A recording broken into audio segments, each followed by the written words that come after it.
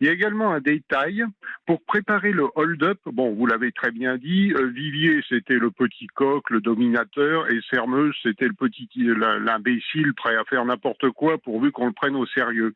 Et il avait fait croire, ni l'un ni l'autre n'avait de permis de conduire. Et Sermeuse, pour se mettre en valeur, avait affirmé, c'était faux, qu'ils savaient conduire les voitures, mais seulement les 203. Et c'est pour ça qu'ils avaient volé la 203. Et Sermeuse avait également révélé un autre détail, c'est qu'ils savaient pas faire démarrer la voiture. Donc il leur fallait une voiture dont le moteur tourne. Et c'est pour ça qu'ils avaient jeté leur dévolu là-dessus, qu'ils avaient tué les deux occupants.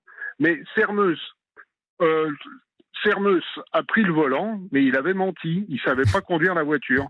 De Saint-Cloud à Sèvres, je crois qu'il y avait 3 kilomètres. Il a eu, je crois qu'il a froissé son garde-boue, il a renversé une poubelle. Enfin bref, c'est en partie pour ça qu'ils ont abandonné la voiture 10 minutes après l'avoir volée. Le psychiatre dit qu'ils sont débiles et en même temps, à côté, on découvre qu'ils ont une enfance et une adolescence absolument pitoyable, quoi. Très pitoyable. Bon, un tel niveau de débile, je sais pas, mais d'une intelligence très basse. Et bon, l'orphelinat d'Ando n'était pas particulièrement mal tenu ni particulièrement dur, mais il n'empêche que à l'âge, je crois Sermeus y est allé à l'âge de 7 ans et Vivier à l'âge de 10 ans.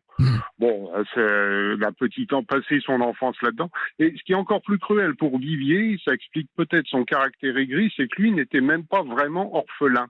Sa mère, il était de père inconnu, mais sa mère avait décidé de le mettre à l'orphelinat, qui était femme de chambre dans un hôtel de Clermont-Ferrand, a décidé de le mettre à l'orphelinat parce qu'elle ne pouvait pas en faire façon. Et ça a sûrement pas dû contribuer à la bonté de son caractère.